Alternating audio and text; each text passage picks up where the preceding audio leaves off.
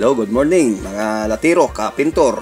Ito, mayroon tayong vlog na kit ng Lotus 7. Ako gumawa nito. Ito lahat ng frame na yan mula sa pagputol hanggang sa pagsukat. Naka libro na may siya yan. Yung mga sukat ng mga galing sa ibang bansa na yung libro. Pili namin. Ito po yung yung ginawa kong na hanggang umpisa hanggang sa natapos siya.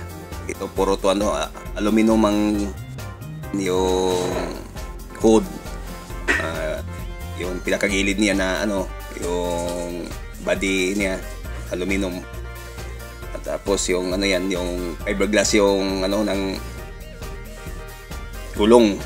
Ito ginawa namin ng yung pinapabricate namin ng swing arm, pati yung mga pangilalim, pati makina, yung bag mounting lahat, pati pa ng Reno, disc brake yan. Tapos siya, nakapusi ang likod, yung niya, yung differential. Ito mga kapintor, ito yung natin vlog natin na Lotus 7.